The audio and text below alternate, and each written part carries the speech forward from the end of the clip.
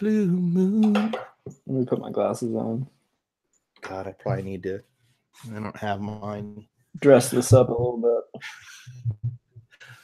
So I guess normally this is when I say this is the EHC podcast, but you've probably already heard. I don't know why I'm making it a big deal that you're on with me, because this is literally my second podcast since February. It's true. But for those three of you who have sent me private messages saying, when are you going to podcast with Mike again? Well, today. Hey, Mike. How you doing? So I went home for my not home. We went to Medina for my family reunion 2 weeks ago. It was the one day I did 1 hour of work during bar prep. The day I took off, I was like, well, go hang out with family. And I'm hanging out with my cousin. He's like, what happened to that Jim Pete guy? He's like, why aren't you podcasting with that guy anymore? I like that guy. He has good takes, unlike you. And I was like, okay. Oh gosh. That's fair. Now everybody who talks to me is like, Hattery, where's he at? He's not been gone. He's a real dumbass. Where are his takes at? He's I don't know, bar. Maybe he's gonna be a lawyer someday. I don't know, maybe not. We'll see. All right, no more talk about that. That's it until the next one. All right, so there's so many things we can talk about here, Mike. Let's just, I guess, probably the best way to start this is, since we're a couple days away from the trade deadline, the best way to start this would be to just talk about some guys that the Indians might be looking at. And I'm going to start it off with this. We obviously, the outfield has been an issue for the Indians in one way or another over the past 3 or 4 years. Brantley's been injured this year. He's been healthy, but, center field's always kind of been a question. We've always had some mishmash in center. Looked like Zimmer was going to kind of take care of that, at least defensively. And of course, he's out for the year, maybe more. Right field is in theory, the platoon of Chisenhall and what a theory. Gosh. Yeah, well, I mean, in theory, the guy or Chisenhall, platoon, but of course, Chisenhall proves that injuries can connect from year to year as he's again out until, go figure, a week before the playoffs. Just like last year. I'm cutting you off. I'm already pissed. All right. But no, this is the thing that you and I talked about a ton when we talked about the Brantley option. Chisenhall was a big piece of this, where we said, look, we're allocating between Chisenhall at $5 and $6 million and Brantley at 12. We're allocating 80% of what we're going to spend on the outfield on two guys who don't stay on the field. And even when they do, I'm sorry, they're not Brantley's been really solid and everything, but he's not he's an average to above average player. And I'm thrilled he's been healthy, but this was the thing. And you talked about this off air. We've talked about this for 3 freaking years, and we're no closer to just a competent outfield. What the hell is going on? Well, and I guess when you look at it that way, and it gets frustrating, but the counter to that, and I cannot believe I'm going to say there's a counter to that, but I think, we talk about this a lot with the Indians front office about how they manipulate their team to kind of balance and counterbalance. So, in the past we could say, they would try to bring these bargains in. Cause I remember when they brought in John Axford, we did a podcast right after that, crushing that move because of how much they spent for John Axford. And I think they brought him in for $4.5 million. Don't you think, Mike, that the Indians, especially looking at the rotation in the bullpen, especially looking at the infield and the outfield, don't you think when they, for example, initially they looked at their rotation as kind of the counterbalance to not spending a lot on the bullpen, and kind of coincidentally, well, that's not the right word, but kind of to connect with that, don't you think the value of having a Francisco Lindor see, I'm already talking myself out of this because Lindor and J-Ram combined make but I guess the counterbalance is you can manipulate the roster in other ways and then maybe get away with not having a whole lot in the outfield, or play a chance at platoon, or hope for Zimmer's bat to kick in, or pray that Brantley doesn't get hurt. I mean, isn't this kind of the small market baseball that Chernoff and Antonetti sort of have to play with? Yeah, I think they also just did a bunch of really dumb shit. No, I think you're right. But I do think I think one of the things that's kind of been funny are like all these like little small deal hedges the Indians have done to like fill the outfield where it starts adding up. Like you're paying Davis to be like 1.5 to 2 million, I think, with escalators. You locked in Cabrera at 1.5 as well, so there's like 3.5. And then you have all these like rando guys who you gave like $1 million to fill in the bullpen who like didn't work out. And like pretty quickly you get to 5 million and you're like, well, you can spend that on all these guys, or you can just like go spend like 5 million on a guy who like actually has some upside to be a starting outfielder or like be a legit fourth outfielder when you have no outfielders. I don't know. I know I give them more like deference, I guess, with the bullpen because I kind of get we'll just throw a bunch of random frickin' darts at it because bullpens are really high variance and like see what we can find. And if we can't, then we'll trade a major asset for an impact reliever. Like that, I kind of get. I don't get doing that with the outfield when we just like we know. And I know that the Indians haven't even had the worst possible outcomes with the outfield. Like Geyer's killing left-handed pitching. Chisenhall was productive when healthy. Brantley stayed on the field, which seemed inconceivable last year. I mean, the Indians, outside of like Zimmer injury, like these aren't the worst possible outcomes, and it still sucks. And that's sort of the problem. Like, well, I mean, diminishing return because, of course, Naquin's out, probably going on the DL. You've got, you've got Melky Cabrera up because of Chisenhall's injury. You've got Zimmer out for the season. I mean, there's two main cogs at least, with Naquin obviously being the guy that you thought could fill in, and of course, the problem is if you're just barely nipping the bud with these guys that you're bringing up, now you're looking at Melky Cabrera starting a lot of baseball games. You're also looking at Rajai Davis, starting in center field today. So they call up Greg Allen, but they can't bring him up till Monday. So obviously, we're looking at a piecemeal outfield right now. So, I guess let's start by looking how they can fix that by Monday, Tuesday, I guess. I don't know. It's the summer. I never know what day it is, but by the 31st, they need to fix if they're going to fix it by then, because we know last year they waited until August to bring in Jay Bruce. But the name that's surfaced over the past couple of days is a really interesting name because it fits the bill for Chris Antonetti and for Chernoff. And that's Joey Gallo from the Rangers. Of course, Rangers in last place in the West. And Gallo, one of those guys who was a top prospect coming up, a top 10 guy for Texas, started off as a third baseman. They shifted him in the outfield in 2015, slowly but surely. And this year he's finally kind of a full-time corner outfielder. A power hitter for sure. Mike, this seems to be almost the perfect guy for the Indians to get. I mean, he locks in a corner outfield spot and almost makes it easy for the Indians maybe in August to just bring a guy in to play center. I mean, what do you think about Joey Gallo? What stands out to you, aside from the fact that we've got control through 2022, through the end of 2022, performance on the field, once you look past the 195 average, which everybody seems to be hung up on right now, what do you love about Joey Gallo? Yeah, he's cheap for 4 years and can be league average in a corner. No, I was shocked last night because I saw this rumor come out. I can't remember. Was it Nightingale? It wasn't Nightingale. It was another party. But I was shocked, and I just saw people just taking a big old dump on this, and I was like, "What outfield have you been watching for the last 4 months? Are you friggin' kidding me?"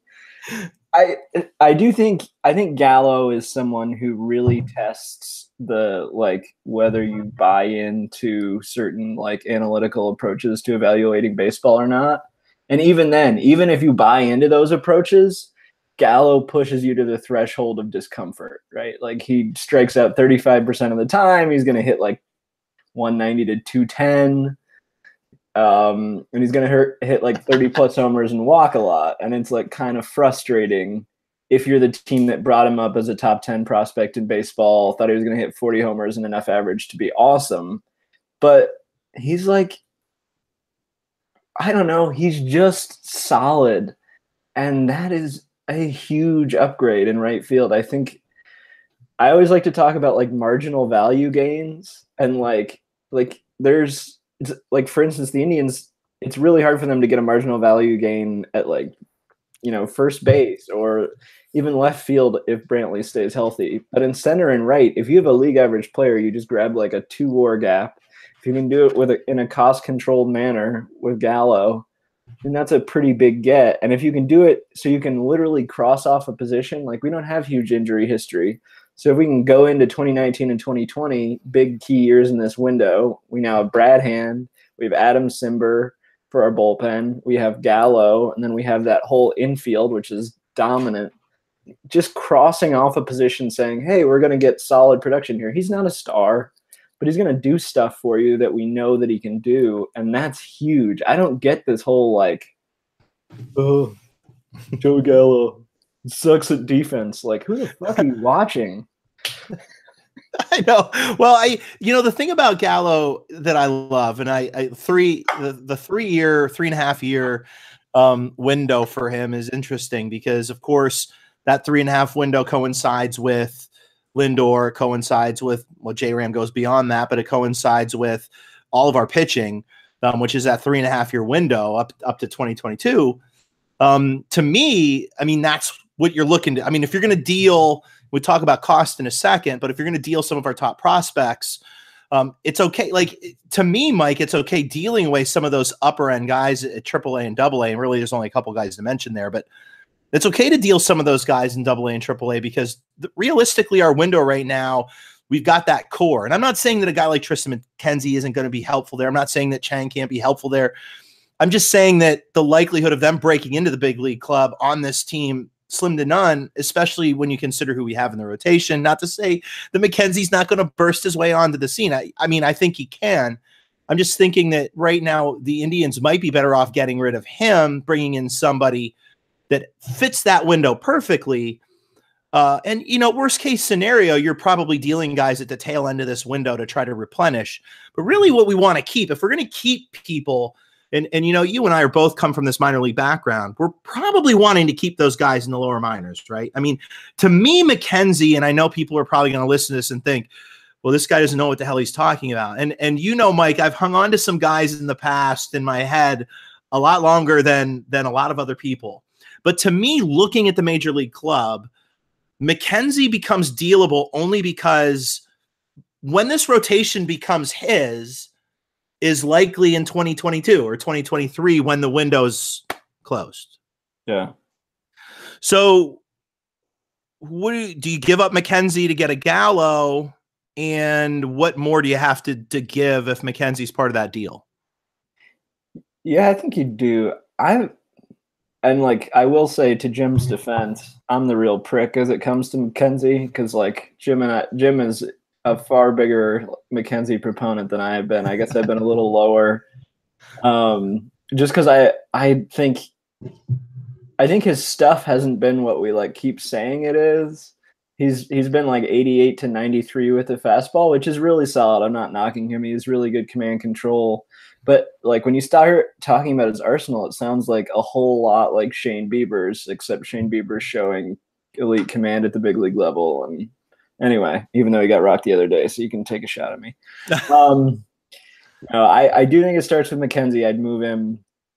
I'd move McKenzie in a solid second piece.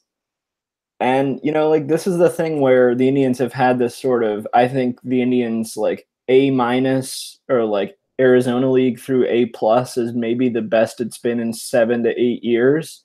But I think that AA and AAA, you have a bunch of guys who've kind of killed their stock a little bit, or at least deflated it. We have Chang, Bradley, and Castro. And I'm, I really like Chang, but he hasn't shown the power you want to see him tap into because it's a carrying tool, and he showed it last year and hasn't this year. And you have Castro, who I really like. I think he's young for his level, so we'll give him time.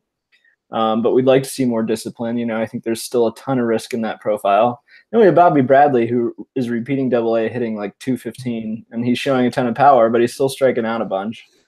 So those are all those sort of mid-level prospects where it's you hoped one or two of them would leap forward. They haven't, but they're still somewhat interesting for a team as a second piece. I don't know. Yeah, I think you do McKenzie and then whichever of those three a team likes the best.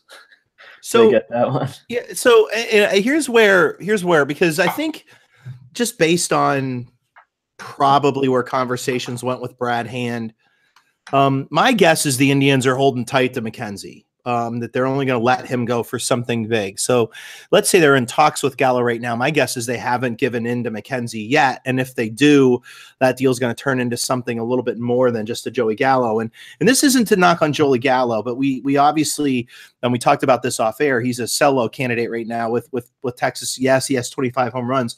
But, of course, we're looking at a guy strikes out 35% of the time, which is actually an improvement over his major league career up to this point. With some other kind of warning signs that perhaps there's, this could just be who he is. If you include a guy like McKenzie, with the Indians probably still wary a little bit about Andrew Miller, don't you think that bringing McKenzie into the equation likely brings another player into the equation? Like, for example, Keone Kela is a guy who's come up in the reliever, the right-handed reliever, pretty solid with a lot of control. If they include McKenzie in a deal, there's no way they're only getting one player, correct? I don't know. Yeah, I think you're right. The Gallo, I will say, I think Gallo is someone that's like really hard for me to put like a value on, and that sounds like dumb because I should be able to do it. I think one of the things that's gotten sort of weird is that guys who hit a ton of home runs sort of get overvalued by arbitration. And so I think that's something the Indians will be considering. So he's someone who, like, the margin on those years of control are maybe a little more limited in terms of surplus value. So then, yeah, I mean, I think you're looking at getting a second piece if you're including McKenzie. This whole market's been sort of surprising to me, though, because we've seen, the Hand deal, we saw like the best or second best reliever on the market, plus another like really good reliever with long-term control get moved for a single prospect. Where like, I think, the year of the Miller deal, and he's certainly not Miller, but that year we were giving up Frazier, who was a top 40 prospect in baseball, Justice Sheffield, who was a top 75 prospect in baseball, and then 2+ relief prospects at the time. And this time we dealt one dude for, and I like, Jim and I are both high on Mejia, but there's a point to which he's sort of like, his stock was sort of stabilized or falling this year. So I really have had trouble figuring out what's going on. And I think there have just been so many inconsistent deals all across the big leagues. Like the Familia deal was weird. The Kelvin Herrera deal was weird. He might get dealt again because the Nationals suck.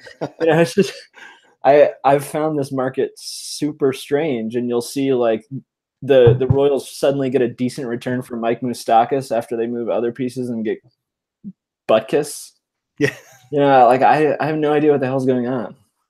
Well, I don't know, and the problem I have with Gallo is he's certainly going to be a guy that a lot of other teams are interested in. Right now, the only other team that's been mentioned are the Phillies. So we'll see how that plays out. I don't see Gallo's certainly not going to be a guy who is going to get moved in the waiver period. So if we make it to the 31st and he's not gone, he's not obviously going anywhere. But we shall see. I'm only going to mention 3, maybe 4 other guys. I'm going to avoid the Nationals. I think they've won 3 in a row. The Cardinals are winning again, and makes me think that they're not going to be on the table at least before the waiver period. But 3 names were brought up today that are interesting that we've talked about on and off. The 3 names that were brought up today, Derek Dietrich, who our boy Gage Will is really high on from the Marlins, Billy Hamilton, who's, depending on who you talk to, people, if you talk to Kevin Dean, if you talk to Sawchik, they're super high on Billy Hamilton. I like Hamilton a lot in certain scenarios. Right now with our outfield, I take him in a heartbeat. And then the third one is both, by the way, Dietrich would be 2.5 years. Hamilton would be 1.5 year control. Then the other name brought up is the rental, and this is a guy I think probably you're looking at dealing for in August, unless the Mets are going to sling him earlier, and that's Curtis Granderson. Any thoughts on those three? I mean, you and I really haven't talked a lot about Dietrich other than with Gage, and Gage and I talked about him 3 days ago. But what stands out about those three names, cost and are they worth a look? I guess Dietrich might be the most interesting to me, and I'm not super interested in Dietrich because I'm a bad person. Well, I mean, in our conversations, we've kind of nipped around that, and I'd love for the Indians to get him. I think the reality of a guy like Dietrich is if the Indians outfield was in any semblance of sanity, I don't think Dietrich would be on our radar. So, I mean, is this just one of those things where you haven't eaten in like 4 weeks and, you walk into the store and there's like a cracker laying on the floor that a cat's gnawing on. So you take the cracker? I think that's very possible.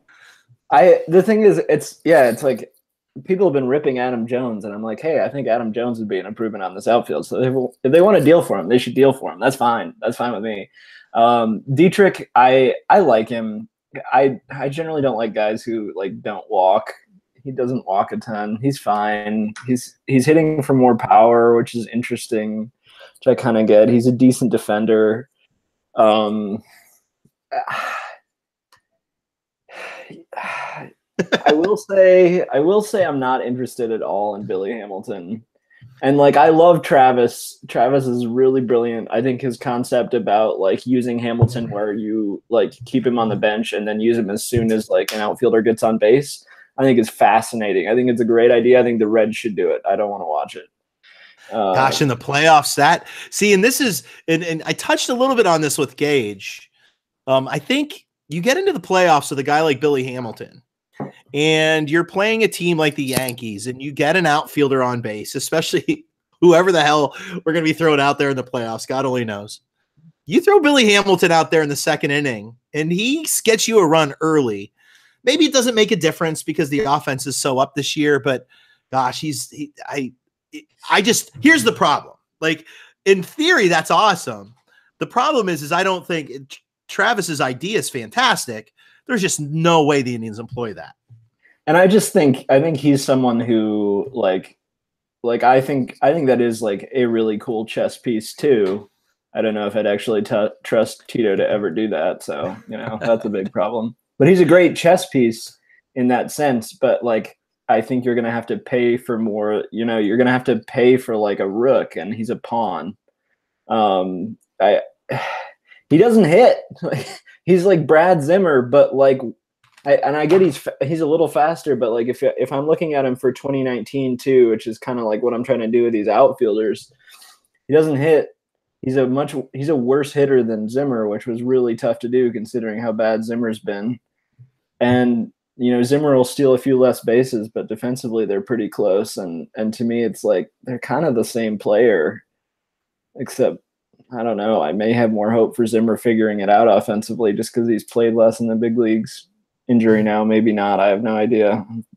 Pretty bleak on both of them. But I mean, I think it would be a fun chess piece. I just think the Reds aren't going to move Hamilton unless they can get like a legit headliner prospect. And I just don't think you can give that up for a guy that we're talking about like not starting in a playoff game, even if it is an awesome chess piece. I don't know. Who was the third one we were talking about? The rental, Curtis Granderson. I love the Grandy man. How don't you associate him with Sizemore? Like whenever I think of Curtis Granderson, I think of Sizemore, and then all of a sudden I'm like, holy hell, like Sizemore's been out of baseball for like 7 years. And Granderson's still out there just like putting up good PAs. I don't know. Yeah, I it's kind of funny. And I mean, and I said he was with the Mets, but of course he's with the Blue Jays. The Blue Jays have about, and we'll get to them in a second.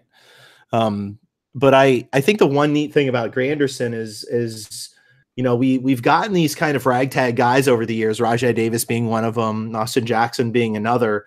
And here you've got Granderson, who's been fairly impactful over. I mean, this is a guy who, gosh, I want to say hit 20 plus home runs last year. It's a guy who's hitting lots of home runs. He's still pretty okay in outfield. I mean, obviously he's not great, but he's not Michael Brantley. And I know, gosh, the Twitter takes today on Brantley being pristine and great in the outfield. I mean, who are we comparing him to? But yeah, it's kind of funny. Like Grady Sizemore is, you kind of hope to see him in spring training, like helping out some of our guys. He's like 34 and Granderson's still out there playing. I mean, you know, to me, a guy like Granderson, even a guy like Hamilton, if you can bring them in for chump change in August, you bring them in. I don't know. I think the Reds are thinking they could contend next year. I don't think there's going to be too many dealings going on there. So I don't even know that talking about the Reds right now. I think Hamilton's the one guy they would deal. Be nice to get a Schebler, but such is life. But let's talk about the Blue Jays, Mike. We kind of bantered around a few names. You know, they have some interesting ones, Granderson being one of them. The other one I think that doesn't have any control, it would be a rental, is I'm pretty sure Pilar's a rental. And then the one kind of wild card out there is a guy that we both talked about last year at the deadline. That's Randall Grichuk. He's there, and he's, I'm not saying he's launching out this year, but he's, other than some injury problems, he's been pretty decent over the past month. With the Blue Jays, laced with Indians guys in the front office, I mean, doesn't it make sense that these two might tangle? You mentioned Pilar yesterday. Isn't it possible we get one of these guys from the Blue Jays maybe on the fly in August, or maybe even late in the day on the 31st? Yeah, I think the Blue Jays make a ton of sense. I mean, I think I'm about to say something that doesn't usually matter. Like, there are always scouts from other teams at minor league games. But I've been to a McKenzie start and then 3 or 4 other Rubber Ducks games. And the McKenzie start, there were 3 Jays scouts at, which is like a little above the random usual, like, 1 coverage. I just think that they're a team that the Indians are like constantly dialoguing with. They make a ton of sense because they're like stuck in the middle and they want to move backwards before they can move forwards. I don't know. It makes a ton of sense. I'm sad we didn't like figure out a way to get Teoscar Hernandez last year when they did for Liriano. I love that guy. But Grichuk makes a ton of sense to me. I mean, it's like, give me any competent outfielder.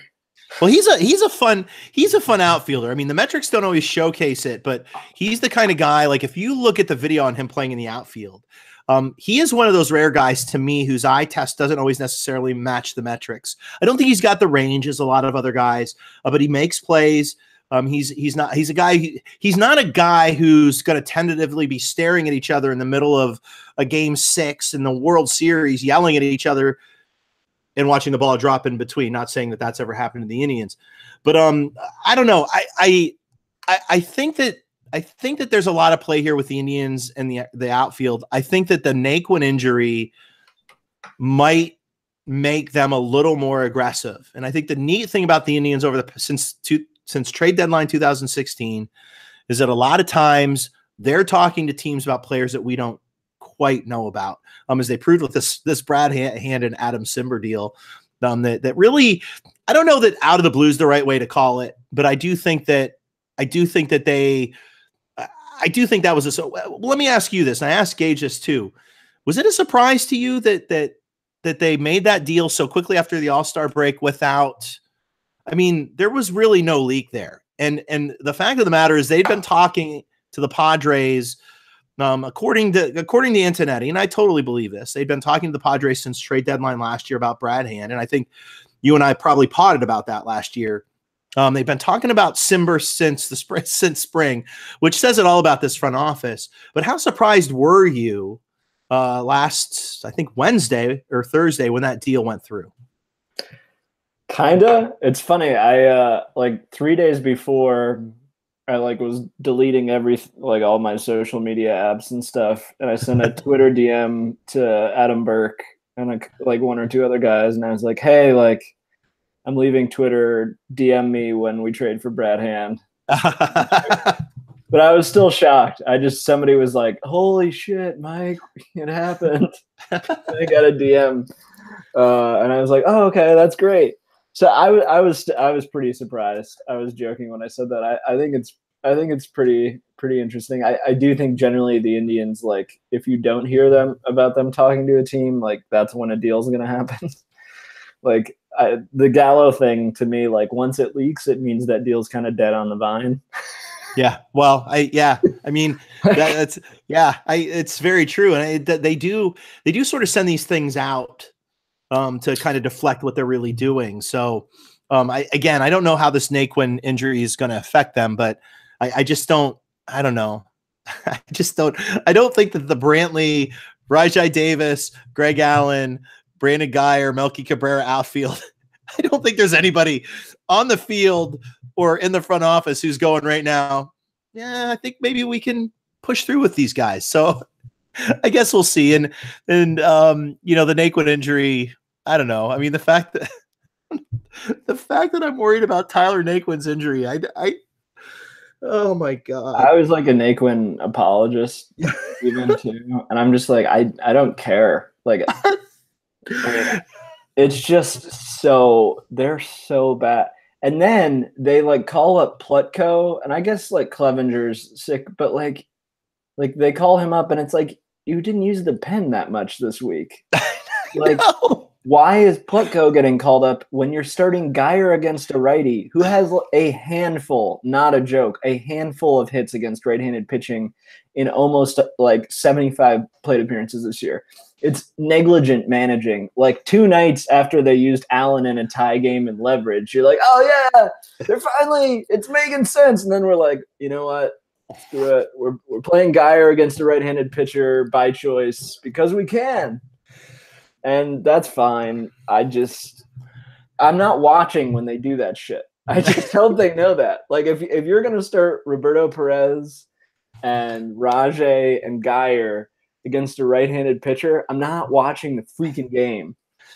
All right. So I guess we should probably start heading towards wrapping this up. But you want to talk a little minors? I want to pick your brain a little bit, Mike, since you've had a little bit of access this year. And I know you haven't been to a game in a while because of stupid bar, but the unimportant stuff. But it wouldn't be a podcast with you and me if I didn't bitch about Yandy Diaz. And I mean, okay, so I'm sure Twitter's sick of me bitching and moaning about the handling of Yandy Diaz. And I mean, I guess the bigger picture here, we talked about the upper levels. You talked about Castro, and you talked about Chang. You talked about, you didn't even mention Eric Haas yet, and we'll get there in a second. But can you explain to me how the hell we have been, you and I, engage, and really a lot of the people at WFNY, can you explain to me how we've been discussing the deficiency in the outfield for the Indians for 3 years, and how we get to a point where all of our guys at the big league level are apparently dropping off the face of the earth with injury, and Yandy Diaz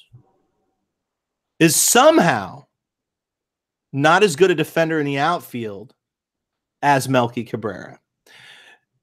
And if I go any further with this, I'm going to start ranting, and I don't want to do that. But beyond that, why aren't we? It's not like it, and you can talk to this a little more than I can.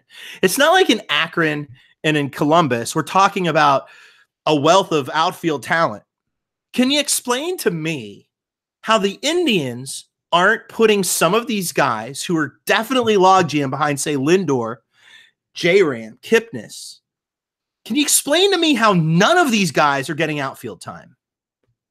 No. Here's what's been explained to me whenever I have publicly said anything about Yandy Diaz not getting time at third base, and I get things sent to me from people.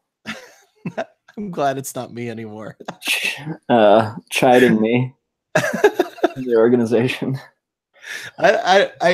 And the thing that I have heard that is the impediment to talking about Yandy Diaz's defense publicly, positively at third base is that he Not that he didn't take reps at third, but he doesn't take extra reps at third, was the criticism, while Giovanni Urshela and Eric Gonzalez were willing to take extra reps at third, which is great because they can't frickin' hit. So that's their goddamn job. Okay? That's fine. And I'm not saying you shouldn't, but I just don't buy that as an excuse. And that's like the off the radar excuse that I think gets pushed to a lot of people. It's something that got pushed this spring, and you'll see it with Pluto, where it's the sort of like he needs to do defensive work. But when you hear from people in the org at third base, I know I'm not talking about the outfield thing, but I just want to say this because I think it needs to be said. But when you hear people like from the org talk about it, they talk about him being like a potentially impactful defender who like isn't quite as consistent as they'd like, and they want him to take extra reps. Not like he's a liability defensively. They just want more from him, which is kind of like he's 26 years old. Put him in the big leagues or don't. We're done with this conversation. As to the outfield, if who the hell is in the outfield? I like Connor Maribel. I shouldn't give Connor Maribel a hard time. Who else is there? Brandon Barnes. Do I need to get Poppy? Don't preach. Do I need to get Brandon Barnes outfield reps? Do I need to make Poppy? Mike Poppy has played the outfield for a long time, and I swear to God, you put a glove on Diaz, and he's going to be a better defender. Well, I see. This is my thing, and look. I mean, I'm not just okay. So let's. I got to back out of this for a second. I want to mention Sawchik's piece. You and I have both quoted this piece all year, talking about the diminishing need for necessarily having great outfield defense, only because with the fly ball revolution, there's a lot more home runs. There's a lot less balls hit to the outfield. So defense doesn't necessarily have to be a marquee thing in the outfield. I'm not saying you should drag out dead people to the outfield. And everybody probably thought of a person in the Indians outfield when I said that. All of our friends. It was a different person. Everyone thought of a different person because they all suck. Not Greg Allen. Not Greg Allen, but he'll not be there till Monday. Anyways, I guess my point here is, if you're that worried about the outfield defense, can you explain to me how Melky Cabrera is out there? I mean, I can't even say about Melky Cabrera that if he was like the sixth guy, I get it. Mike, this is a guy. Okay, when they actually traded Michael Martinez to other teams. He actually had teams that wanted him to play for them, and maybe not, but he went to Tampa and they played him. He went to Boston and they played him. What was Melky doing? You answer me this question. On May, what was Melky Cabrera doing? Who was he playing for, Mike? Your sister. Yeah. No, he was at home. No, he was taking cold showers. Yeah, because I don't have a sister. I don't have a sister. He couldn't even be there. No, my point here is they took literally Melky Cabrera from nowhere. They put him on the team. They cut him. Nobody wanted him. He didn't want to come back to the Indians until he realized, oh, yeah, nobody wants me. And then he knocked on our door again, and here he is. I guess, and again, I'm not trying to – I sound like a raving lunatic. I get that I am. But we're now looking at a scenario where we have Rajai Davis, who's, I guess he's fine as a fifth outfielder, fourth outfielder. But now he's got to start probably more often than not, unless you really believe that they're going to start Greg Allen. You've got Melky Cabrera, who's basically playing in right field every game. He's either starting or he's coming in to fill for Guyer, depending on the scenario, depending on who's pitching. You can't tell me that. I mean, maybe you and I in right field is worse than Melky Cabrera. Maybe our arms aren't as good as his. But I mean, come on. What's the deal? Like, can you help me explain the Andy thing? Like, how do you put him out there for 30 games and then decide, yeah, he can't do it? Francona doesn't like him. God, we know that's the actual truth, and I'm sorry for saying that. Like, but I'm just like, there is no piece of data or information that explains this decision other than like they don't really like the guy who makes lineup decisions doesn't want to put him out there, and so they can't put him on the roster because the guy who makes lineup decisions doesn't want to put him there. And I mean, that's his prerogative. he's won a lot. I can tell you that, Melky Cabrera sucks. He's not a good professional baseball player anymore. Nor is Rajai Davis, really. But he's at least serviceable. He makes sense as a fifth outfielder, not one who's going to play 5 days a week now. So that'll be fun. Cabrera is fun because, I don't know, he's paired with Geyer, who is the only person that Cabrera might be worse than defensively at this point. Geyer looks lost anymore defensively. His body is not the same. All right. So it's unwatchable. You have a chance every night to watch 2 of the 5 best position players in baseball. And sometimes when I get to the second inning and I'm like, oh, it's going to be Geyer and Davis and Cabrera coming up. I'm like, why would I watch this game? This team does not want to field a rock. Build. It's not this is fine when your best player is Shin-Soo Choo. That's fine. But it looks so. This is one of the first times I've ever just been so frustrated with the Indians front office where you're like, this looks so bad. You have Jose Ramirez putting forth one of the best Indian seasons in the last 40 freaking years, and we have to watch Melky Cabrera play on this team daily with a team trying to win a World Series. And I understand their limitations, but they're not that limited because they're paying their 2 best players $1.5 million for $100 million worth of production. It's nuts. And they don't pay their starters, and they don't pay freaking anybody but Jason Kipnis and Yan Gomes and Edwin Encarnacion. They're the ones making all the money. They're not doing much. Well, it's so bad that the argument that I get into this year is should Gallo play center or should Kipnis? Should Gallo. I love that. We're like, well, Jason Kipnis, he's been real bad in the cumulative this year, but he'd be a pretty big upgrade in center field. Oh, okay. That's fine. That's fine. That's great. Oh, man. I also enjoyed the period where we were like, well, for the last 26 days, if you exclude each Monday, Kipnis, he's really outplaying Machado. Also, if you exclude night games that start at 8:05 or later. Oh, man. I don't know. I do think that the Indians are going to do – okay. 2 more things. 1, percent chance that the Indians make a move before the deadline on the 31st. I think 75%. They're dealing for an outfielder of some sort. It's going to be an impact guy, don't you think? I mean, if they're going to deal before the 31st, it feels like an impact move, right? Yeah, I think so. Maybe 90%. Because I think I do think too. Jones, they can get after the deadline. He's going to slide through waivers. Granderson's a typical waiver wire deal. I mean, maybe they haven't before, but if we're talking before the deadline, it's like a Galler Grychuk type. I'm gonna have to learn how to say his name if they trade for him. It's gonna be I don't know. I one day I'm Grychuk, next time I'm Grychuk. It is what it is. They know who we're talking about. Randall with 1 L. Let's just go with that. Randall. So part 2 of this is, we've always tried to make sure to talk about minor league guys. I'm going to keep this fairly generic today just because we're pushing in on that hour. We could probably go for a lot longer if we start diving into this minor league stuff. But tell me about somebody, Mike. You spent a lot of time, especially at Akron this year. Tell me about somebody, and it can be somebody you've written about too. I'm going to take Eric Haas off the table. He's exploding.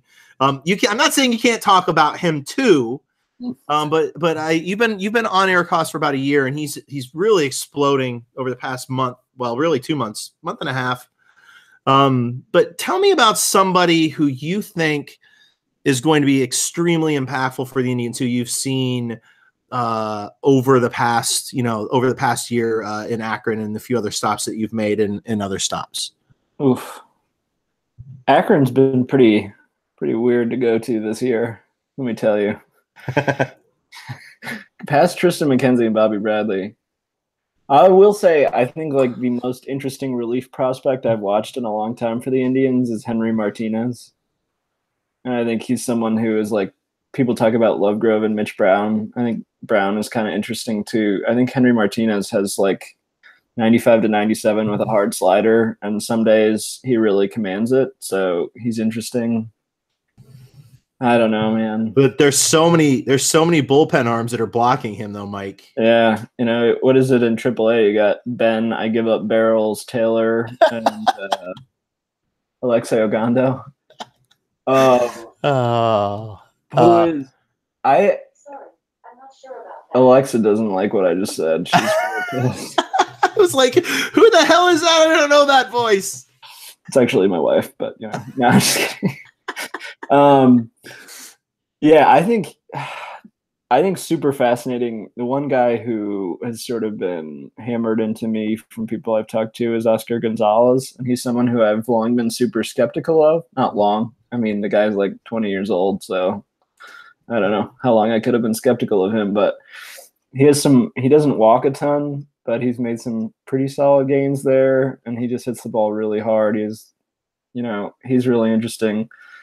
You and I were texting about this the other night. I think Palacios is someone who's a guy in this draft who's been promoted twice from Arizona to short season to Lake County, which is just, I think one of the things Jim and I will talk about a lot when we look at minor league prospects is how the team prioritizes them and how the team relates to them. And so when you see that, your eyes should immediately pop. That's interesting.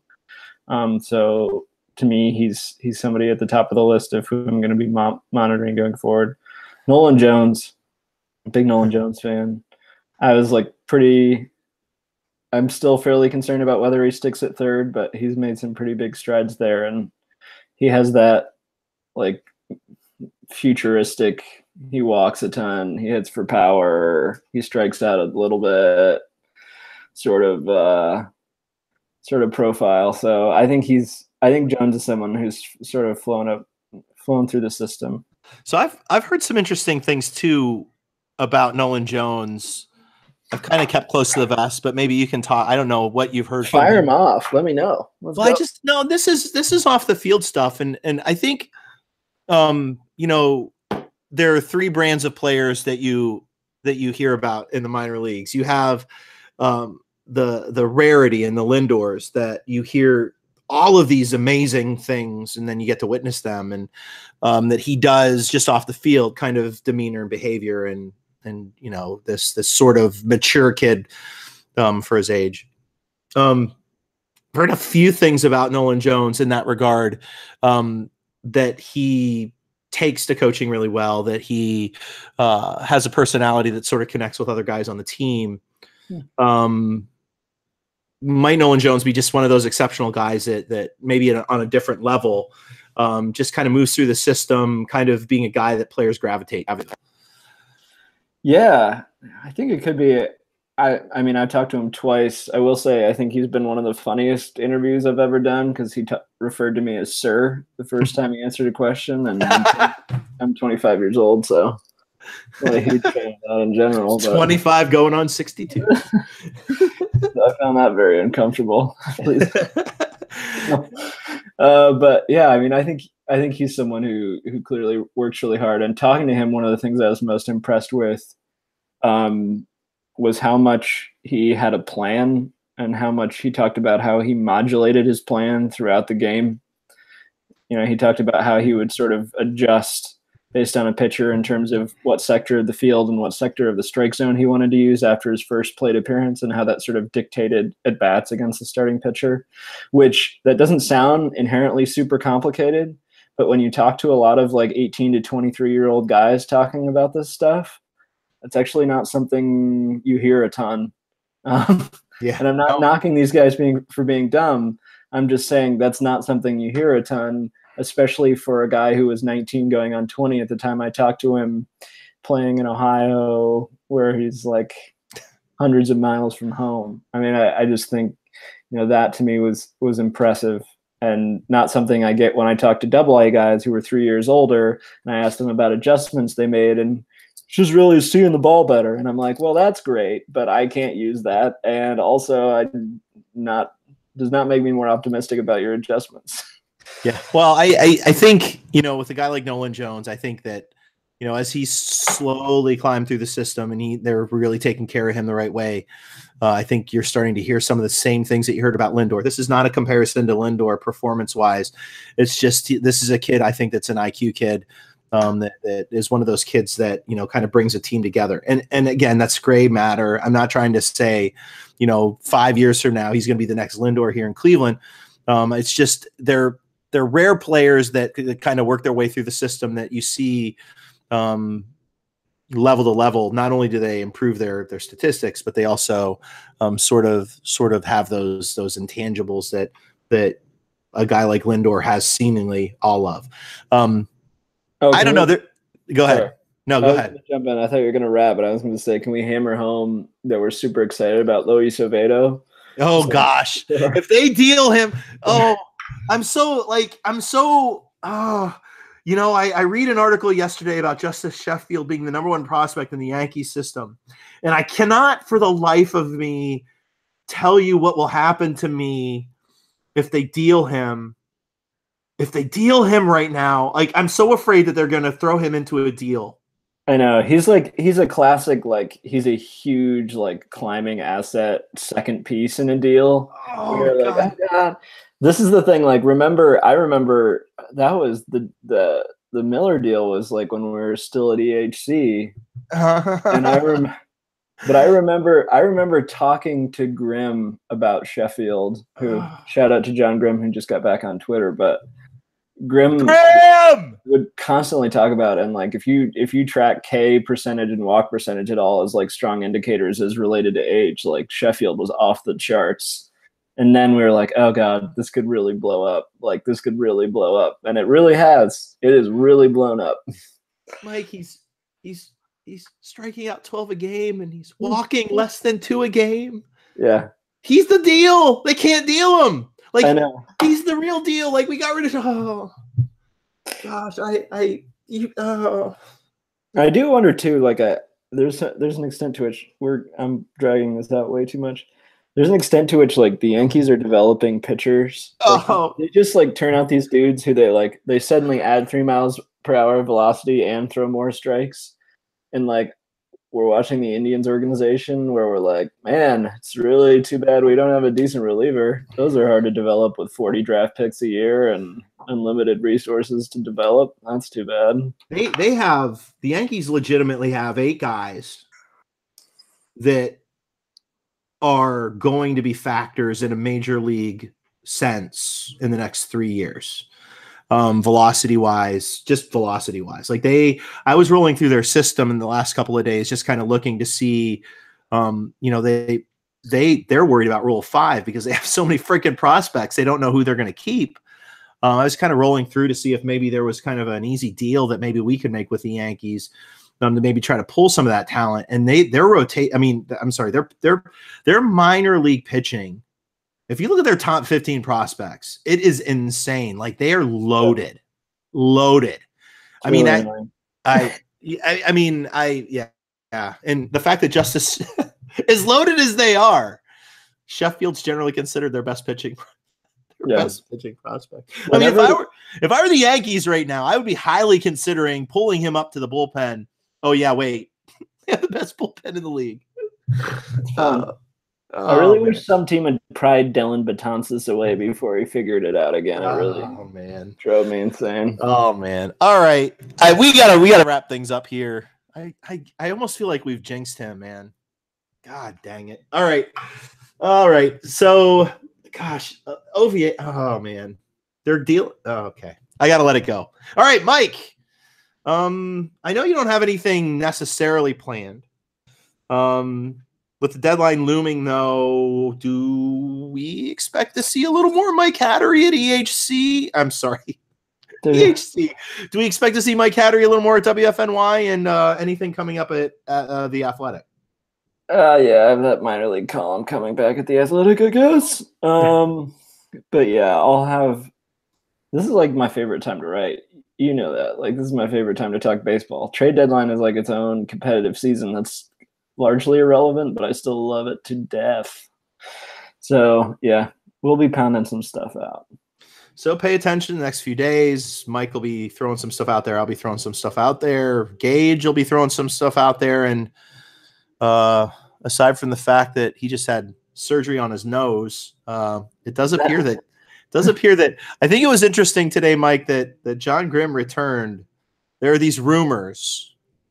I keep hearing them. A bird landed on my perch and pecked out in Morse code. That not only is Grimm back, but we might be seeing Gage Will pretty soon. Have you heard this rumor? Gosh, I would be thrilled. I'm glad he finally got his nose fixed, though. He's getting a little big. Well, Mike, what I need you to do, and I've not said this out loud publicly, is what I need you to do is I need you to listen to our podcast from 3 days ago. There are moments when I thought that perhaps I was getting a heavy breather.